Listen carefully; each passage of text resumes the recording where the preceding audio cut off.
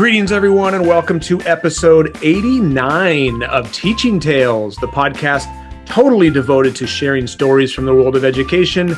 Once again, I am your host, Brent Coley, an elementary principal in beautiful and currently very wet and cold and rainy Southern California. Again, no sympathy coming from the Midwest and the East Coast right now, because cold is all relative.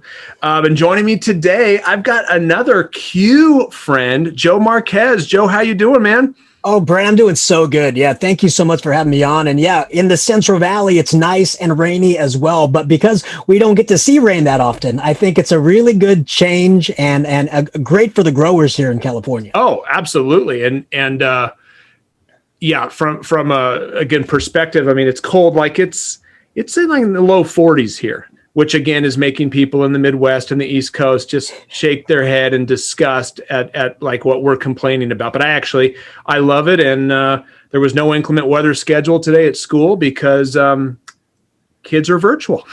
So again, one of those bright spots of the pandemic. So absolutely. Well, Joe, I'm really excited to talk with you today. We were chatting before we started recording, but for folks who are not familiar with you and who you are and who are not yet following the good stuff that you put out online, give us a little background. Who is Joe Marquez?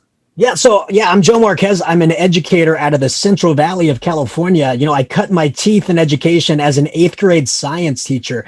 And it's funny, whenever I would tell people that, I teach 8th grade science, they always say, oh, God bless you.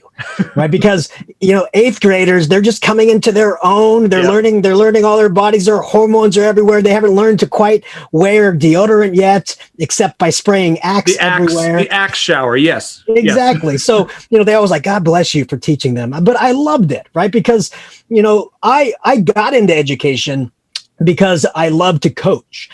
So I started coaching football for the school I ended up teaching at, Alta Sierra Intermediate School.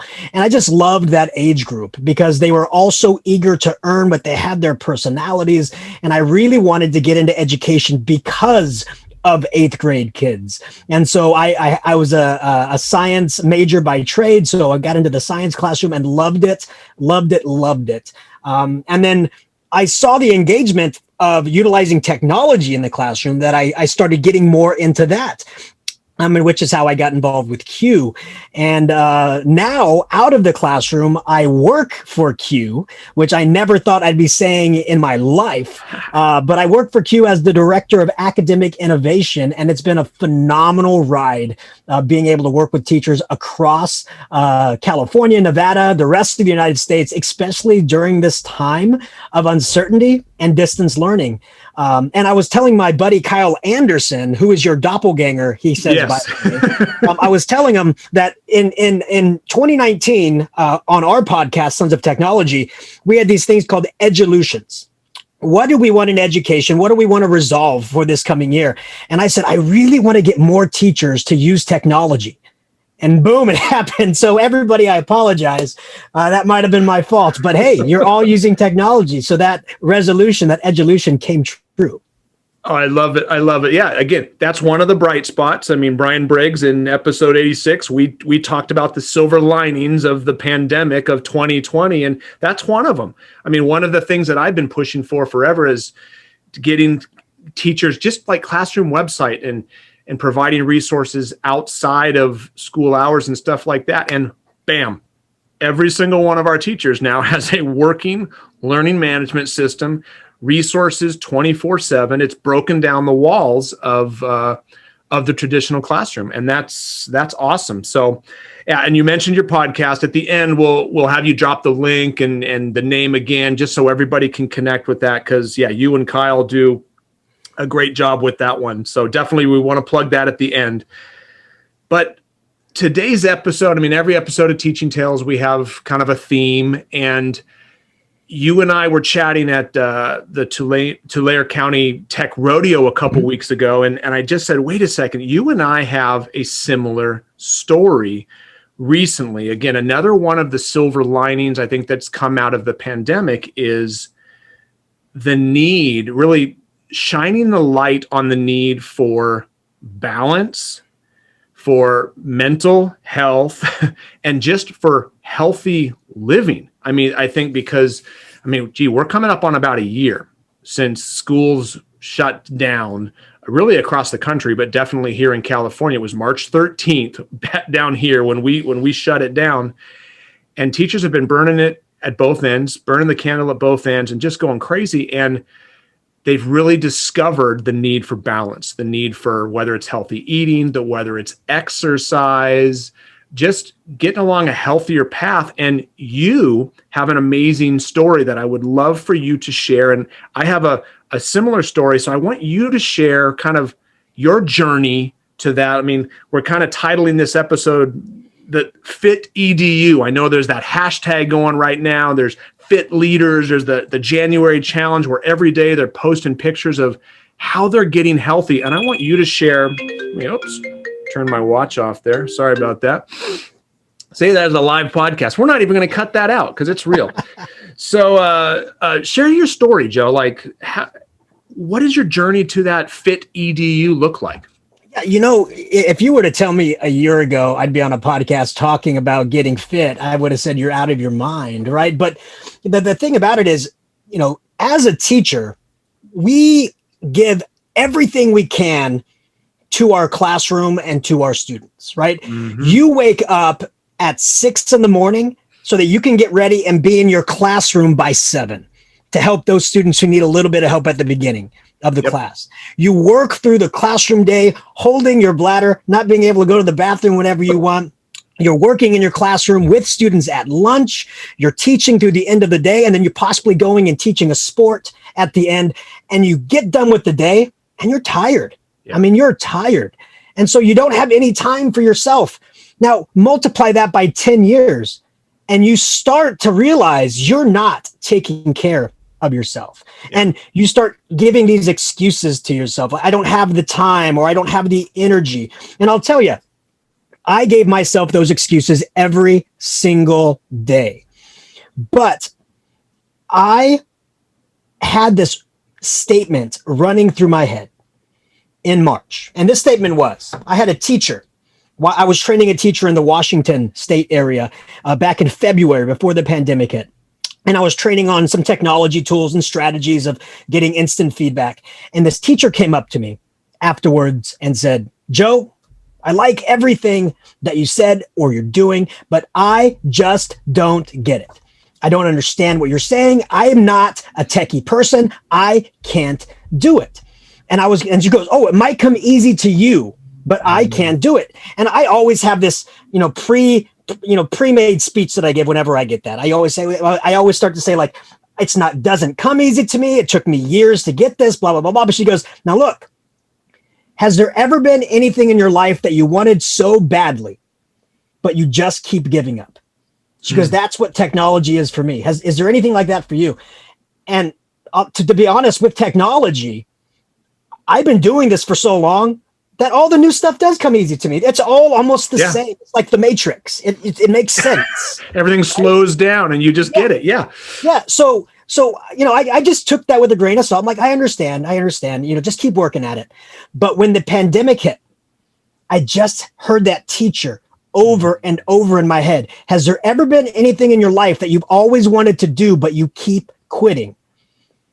And that voice kept reverberating. And I'm saying, yeah, I want to get into shape. I do. But I've always given the excuse. I've always started and I've stopped. I couldn't string any days together. But then I said to myself, that teacher right now is now forced to learn how to do this. And she's going to be forced to do it. I go, she's going to be working her butt off to make the impossible happen.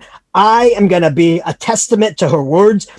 And I'm going to start losing weight. I'm going to get into shape. And the thing I hate doing the worst is running, is getting out there and doing that exercise. But every single day I did it. So starting March 18th of 2020, taking that teacher's words, knowing how hard teachers were going to work, I went out every single day in respectable response to what teachers are going to go through: hardship, frustration, and struggle. And every single day, my knees hurt. My feet hurt. I was tired, but I pushed through it. So I can feel that struggle that teachers are going through, so that I can have a little bit of empathy for that when I'm training a teacher and they're struggling, I know exactly what they are feeling because I felt it every single day. So that's where I started my journey. And because no teacher has given up, I have not given up. Because no teacher has taken a day off, I have not taken a day off. So I can say that I have done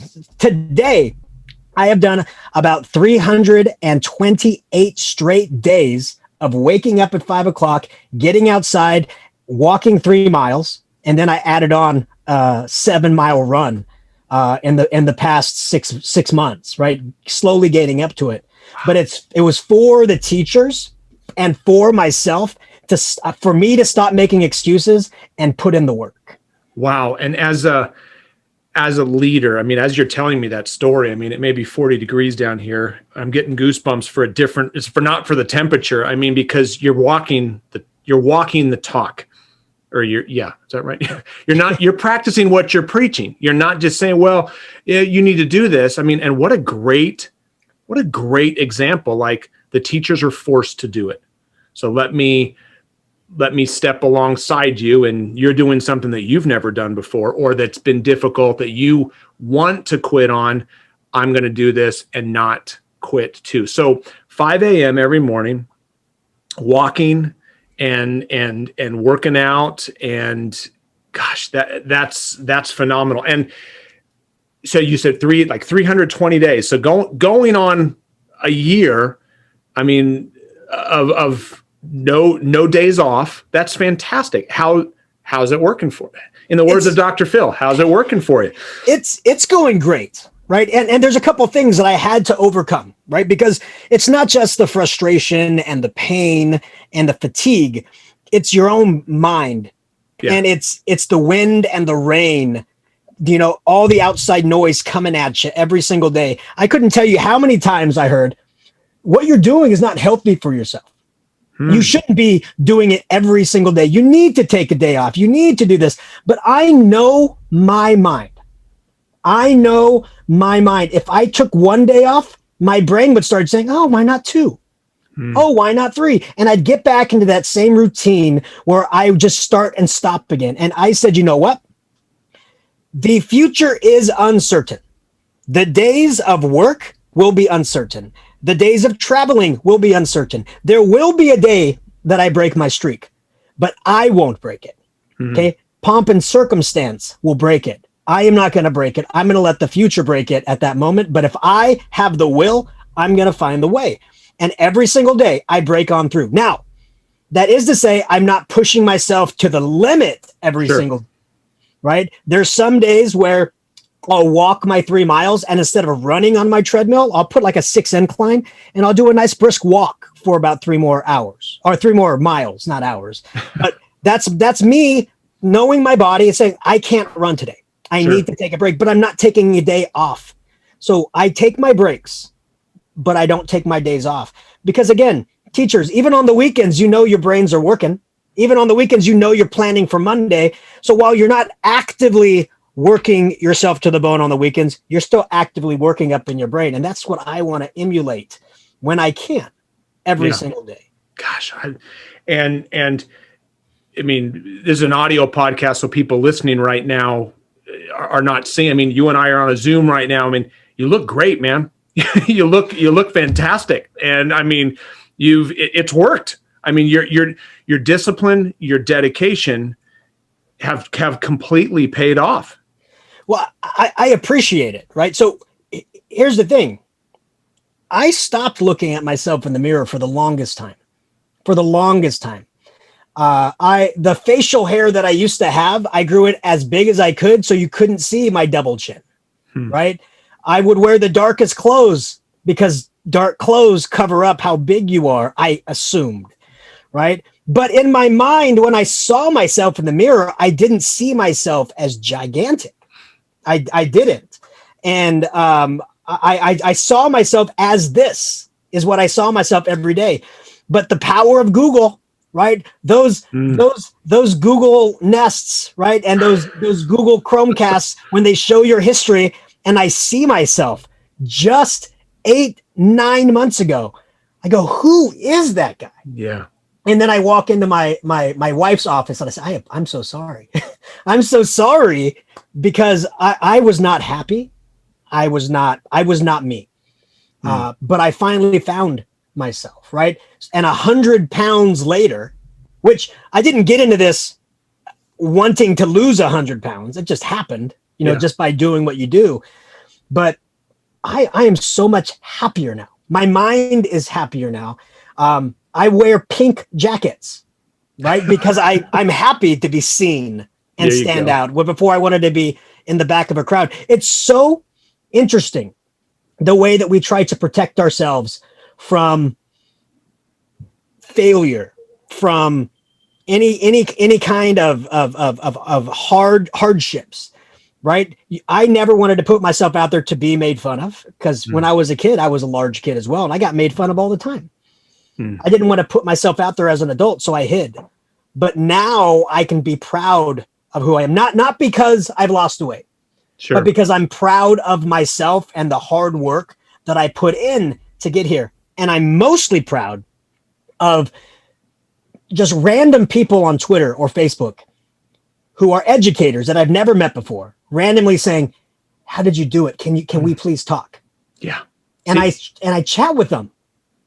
And now they are on a journey, and now they are 20, 30, 40 pounds, not because of me, but because if I could do it, they could do it. And that's that. Ooh, goosebumps again. And that's, I had the reason I wrote my book. Well, I was thinking about it for a long time and praying about it. Is this something, Lord, that you want me to do? And at a conference at QLA, I was able to keynote that, and somebody came up to me afterwards and told me, "Brent, I lost 80 pounds recently." And it was like, oh my gosh, that's fantastic. And he said, because I had talked about sharing, the power of sharing in my talk. And he said, and your talk convinced me I need to share it because somebody needs to hear it. And somebody needs to take the journey that I did. And if what I did could work for somebody else, I need to share that. And that was basically God's answer to my prayer saying, yes, Brent, you need to do this. And I love what you said, that you didn't do it to lose 100 pounds. You didn't do it because, you did it because you wanted to feel healthy. You did it for the discipline. You did it to walk alongside that teacher who was struggling to do something she's never done before. And the byproduct of that is you're wearing pink jackets now. in a great way, and you've lost 100 pounds, and you're able to share your story with everybody else. And I'm so glad that we're having this conversation because you just hit it on the head. That's why I do this podcast. If somebody, even if it's one person listening to this right now who is thinking like, I've been thinking about it, it's like, yes, Joe is saying you can do it too. And I'm telling you, you can do this too, because I had a similar story and I just, July of 2019, my wife bought a scale. I hadn't been on a scale, outside of the doctor's office in a long time. So when people say, how much you weigh, I was guesstimating, like, I don't know. And then I stepped on the scale one day and saw a number that was like, oh my gosh. And like you said, when you look at Google or Facebook memories and stuff like that and I saw one, it was an awards assembly at school, of me handing an award to a student. And it was just like, oh, like that's not good. And in my mind's eye, I think of myself like I was 21 and I see in Google, it's like, no, Brent, you're not 21 anymore. And for me, stepping on the scale was like, okay, I need to do something. And for me, like, you're getting up at, your discipline and your dedication. I'm so inspired by that. I'm not getting up at 5 every morning. Well, that's not true. I am getting up at 5 in the morning. I'm just doing my walks at different times.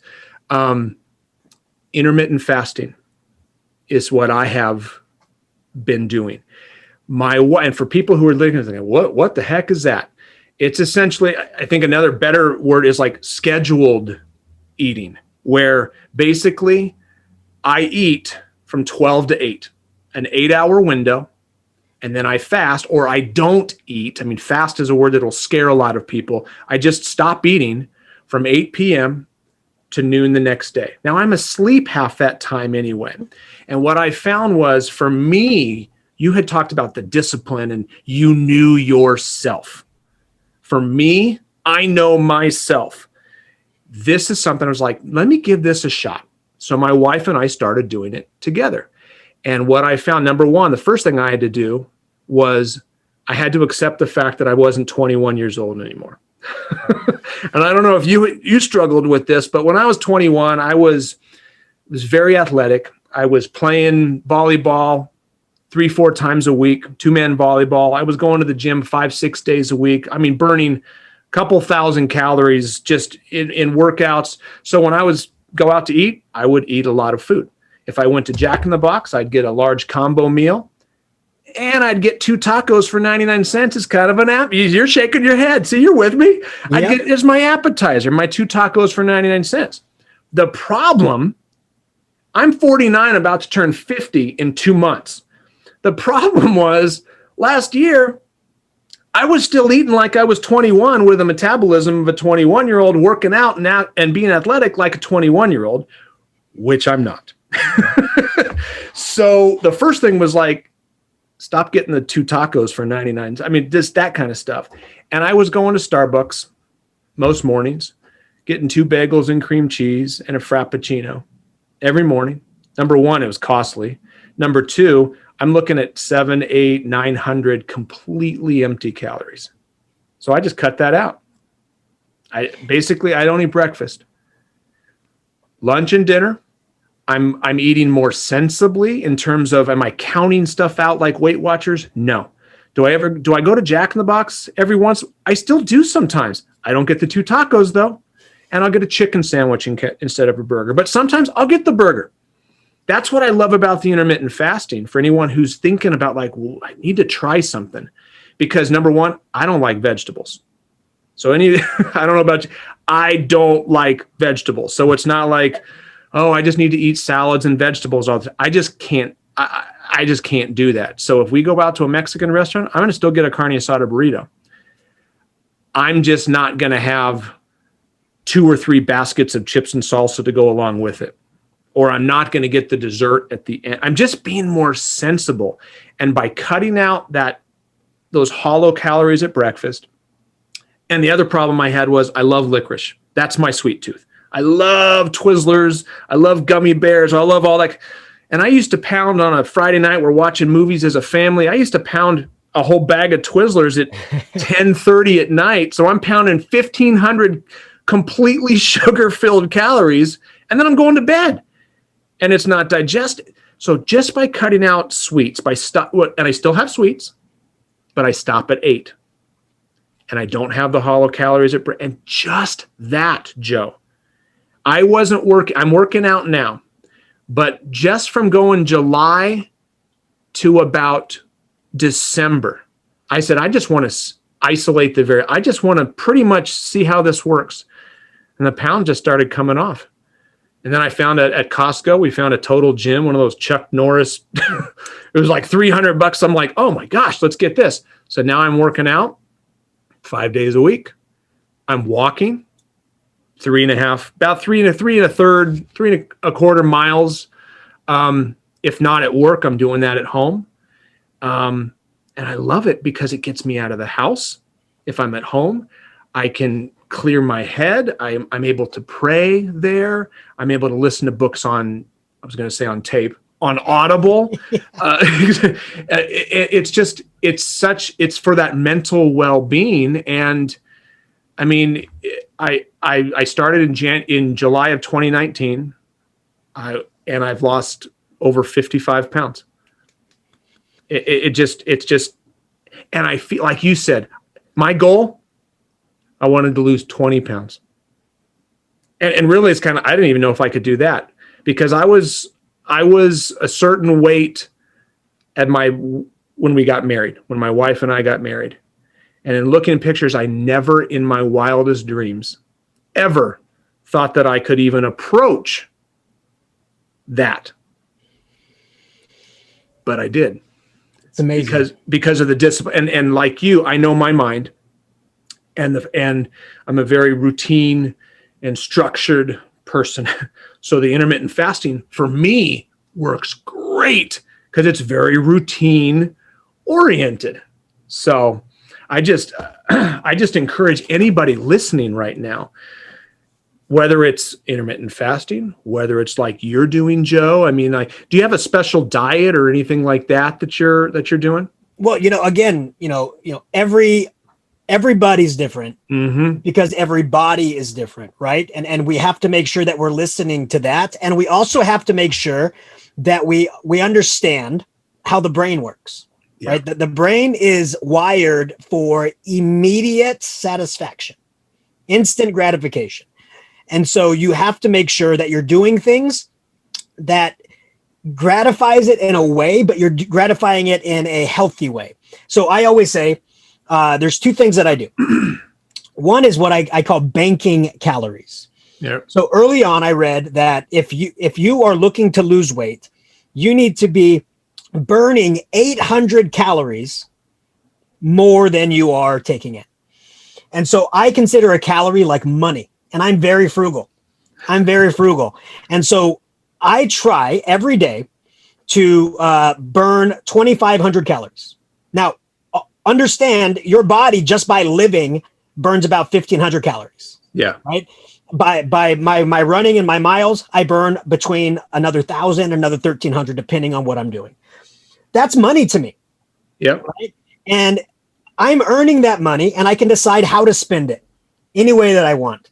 And so some days I'm banking enough calories. I'm banking my 800 where, I'm saving, I'm good. So I'm losing weight. There's other days I spend way too much, right? And then there's some days that I push. And I tell myself, as long as by the end of the week, your bank account, you're saving enough money, you're good to go. So I don't look at days at a time because in my mind, if I look at a day at a time and I notice I fail a day, I'm going to feel bad about myself and I'm more likely to fail the next day. But if I'm looking at multiple days at a time and then looking at a week, how did I do? Then I can make those adjustments. So that's one thing that I did. I don't want to spend my money and I try to save it.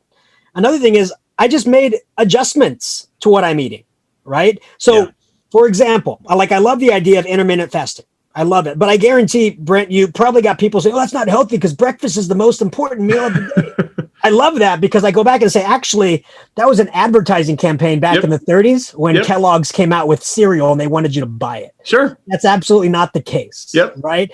And so there's so much that we're told that's false. Yeah. Like 8 whole grains. Yeah, but that bread has so much sugar in it. It's 300 calories a slice. It doesn't matter if it's 8 whole grains. Yeah. That's ridiculous. And so I had to start recognizing that the food industry is against us. And so why not make more food at home? So I started doing that. So we started making more food at home, Instant Pot food, smoked food. And then I made changes. So instead of my love of red meat knows no bounds, but instead of having ribeye and New York steaks twice a week, I went to salmon, right? I went to halibut, right? I'm still feeling satisfied, but I'm not having all the extra calories because, hey, I'm being frugal. So just making better choices. Yeah. And then at nighttime, I had to make those better choices as well. Because I used to love, and here's again, it's the mind saying it's healthy for you. I used to love graham crackers. Because again, 8 whole grains, it's healthy for you. Sure. But you don't eat the whole sleeve of graham crackers, right? And I would. Dunked in milk, eat those things. So instead of doing that, I'll have an apple or a thing of yogurt. Small little changes along the way make big impacts, which is what we tell teachers all the time. Yep. I'm not telling you to learn all these tech things. Make one small change. Yeah. And then over time, you'll be even better when you look back. So that's what I tried to do, and it's been working. I love that. Yeah. Tweaks. It's kind of like, do I still have Twizzlers? Yes, I do. I don't hold the whole bag on the couch with me. I pour some of the bites, or I take some of the twists out on a paper plate or a napkin or something like that. Do I still have Thin Mints when it comes? Yes, not the entire sleeve. as I used to do, or the entire box. No, I don't think I ever did a box at the time, but I definitely would pound a whole sleeve at the same time. And for anyone listening and who is a coffee drinker right now, as you were talking about in the morning, those tweaks, my wife is a big coffee drinker and she's doing this too. You can do intermittent fasting and still drink coffee, because my wife's done a lot of the research on the science behind it. And basically 30 calories is like that. It's negligible. So what she does is she has 2 cups every morning, and she's got like some almond milk and just like creamer. And if it's 15 calories in each one of those little tablespoons or something like that, she can do it. And basically it doesn't count. So you're not going to do the frappuccinos that are 450 calories and pure sugar like I used to love, and I still love. If I do that, like you said, I'm going to bank it. And that, like, there's my dessert. I'm going to do that as a treat in the afternoon and not as my breakfast in the morning, because like you said, it's not the most important meal in the day. And it's just, again, what I love about it is how quickly my body adjusted to this way of living, because I've been doing it now for going on a year and a half. And right now I'm just maintaining. Now it's a way of life. I'm not looking to lose more weight, because I've lost more than I thought I would be able to lose. Now I don't want to lose more weight. I can't afford to lose more weight because I've already had to buy pants twice, new pairs of pants, because the old ones didn't fit anymore. But I just, how after just about a month, I started getting full more quickly. And that was another thing, kind of in addition to recognizing I'm not 21 anymore. The other thing that I had to reteach myself is, if I'm eating and I'm full, stop. Because before, I don't know if you're nodding your head, so I think you're with me. It's like, but Brent, there's still food on the plate. So I have to there's still half a plate full of food. So I have to keep eating. And it's like, no, if you're full, stop. I used to travel a lot for work, and I would get a per diem, right? And that per diem was like, coming from being a teacher, nobody gives you money for food. You have to either bring it or spend it. Yep. And so being able to travel as work and getting this per diem, I'm like, I have to spend it. Yeah. I have to spend all of it. If I don't spend all of it, it's like I'm wasting money. And so I would go in and I would order a dinner, and I'd still have $20 left. So I'd order something to go just in case. And then that just in case turned into, well, it's there. You don't want to waste it. Sure. And so you'd eat it. Right. And that ruined me. Right, to the point where I start complaining to the airlines, hey, these seats are getting smaller. No, it wasn't the seats. It wasn't the seats getting smaller, right? And so at some point, we have to take that accountability for ourselves, but understand the choices that we make. Yeah. Understand we're going to make good choices. We're going to make bad choices, right? But at the end of the week, let's just hope you make more good choices than bad choices. And I love the fact that you said it's not a diet. Diets are moments in time. Diets are meant to you're meant to break your diets. Yep. A lifestyle change is something that can be done no matter where you are or how you're doing it. Yeah. Right. Like you're fasting. If you travel, you can still fast. Yep. Right. It's not like you're missing out. You don't have to have your calorie calculator with you. It's a lifestyle change. And I love that, because that's what we have to do. And again, if you're using like a Noom or a Weight Watchers or a Jenny Craig, there's nothing against that. I go, but just make sure that you can do it on your own if you need, and that's key. Yeah, it's sustainable. That's when people ask, how'd you do it? How do you feel? It's like, it's a way of life now that I don't see stopping, because A, it's working. B, I feel good. And like you said, I could do this traveling. I could do this at whatever restaurant if we go out to eat. Not that we can go out to eat right now because restaurants are open, but back when those open again, and we can do that, it's something that is sustainable. And I think as you were mentioning that, what popped into my head was, for anyone listening who's maybe it's not a ton of weight that you need to lose. Maybe it's something, maybe it's just you both and I, we talked about we walk. And that's something that the silver lining of the pandemic back in March was I started walking. Now, I started walking because I had to get out of my doggone house after 7 or 8 consecutive Zoom meetings. So in the afternoon, I would go and I would walk. And maybe I was answering emails on the walk, but I was out of the house. I was getting fresh air. I was socially distanced from everybody. And it was healthy. It was that fresh air. It was a way to get out. And now when I go out, it's like, again, whether it's prayer for the first part of my walks and then an audio book for the second part of my walk, I'm getting away from work. And I would just encourage anyone listening, start there. And it doesn't have to be 3 miles. Like you said, your runs, you worked your way up. Mm-hmm. Maybe it's just walking around the block. And then next week, you walk around the block twice. and because I started at about a mile, just walking at a mile. And then I went up to about 1.5 miles, and then 2, and then 2.5. And now I'm at about 3 1/3 miles. I've got a route that I do. And every once in a while, I'll jog a portion of that. If I'm feeling good, if my body's feeling it, I'll jog some of that. And, anyway, I just encourage anybody out there to you can do this. If I can do this, if I can do this, and Joe's, if you could, I mean, if we can do this, anybody can do this, and it doesn't have to be 100 pounds. It doesn't have to be 55 pounds. It just, I mean, if nothing else, it will help your mental well-being. Yep. And I'll also say something else as well. And that's, there's truth to addition by subtraction in this as well. Because I talked to a lot of teachers that said, well, I can never do what you do because I can't get up at 5. I go, okay, so, talk through your day. And they talk through their day, and the day always ended with laying in bed, watching TV for a couple hours, or going to their office playing Call of Duty for 2 hours.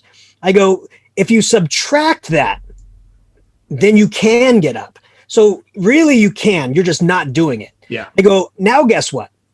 Now, if you normally spend 2 hours watching TV at night, imagine if you spent 2 hours watching TV on the treadmill, right? You're getting the best of both worlds. So I always said, what's your carrot? So for me, I gave up TV. I don't watch TV unless I'm on the treadmill. That's the only place I get to watch TV.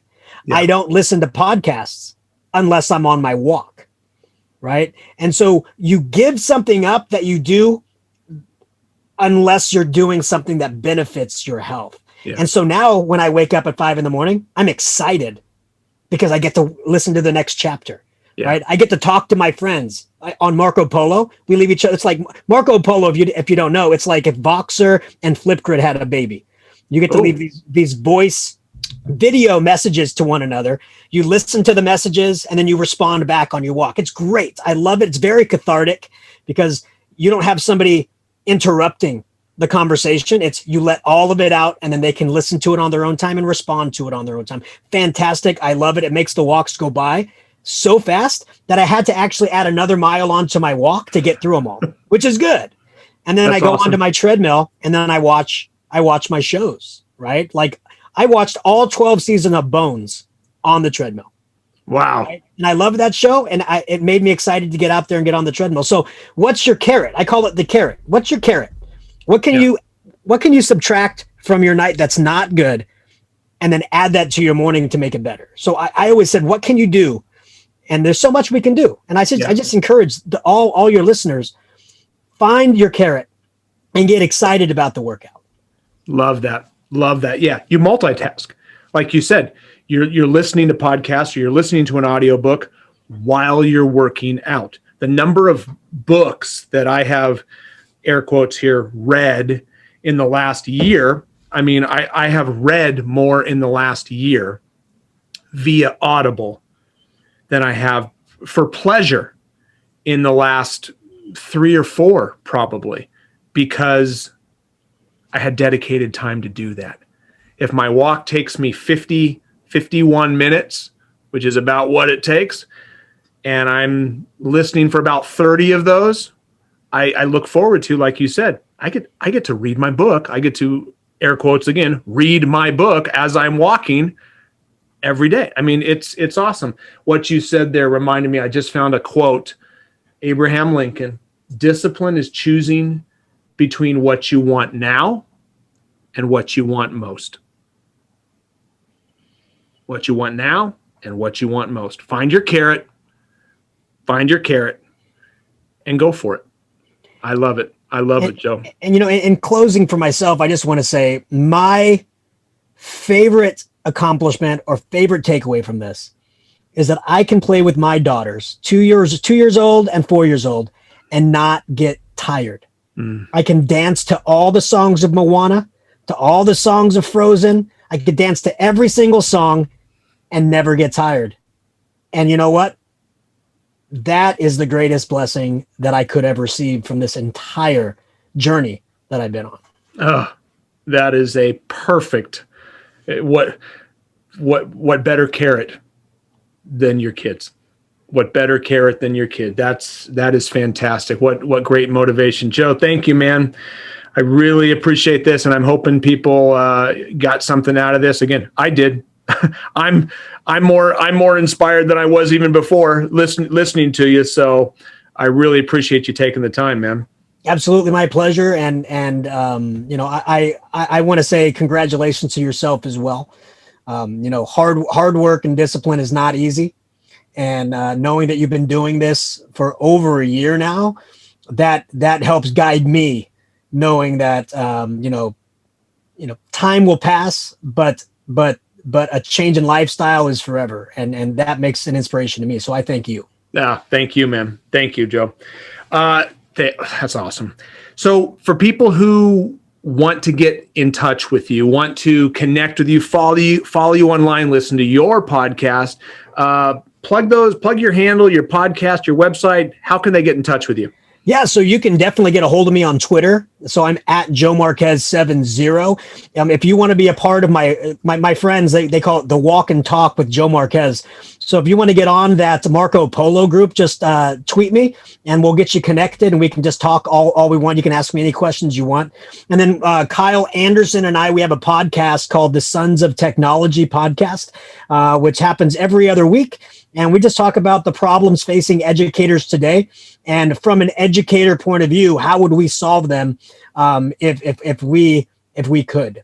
And it's just a great roundtable discussion of friends, just, brainstorming how we can change the world one episode at a time. So I'm completely open to connecting. And my passion is to change the world. And the best people to help do that is educators. And so the more educators I know, then the better the world is for it. Amen. Amen. Well, again, it never been a more timely point in history than right now for your podcast and for what you do. So thank you for putting that out there. It's good stuff. Again, guys, be sure to follow Joe, check out his podcast, his and Kyle's podcast, because it is fantastic. So everyone, thank you for listening. Joe, thank you for listening. If you haven't already done so, be sure to subscribe. Again, you can subscribe in any of your favorite podcasters, whether it's Stitcher, Spotify, Apple Podcasts, Google Podcasts, or you can listen directly on my website at brentcoley.com.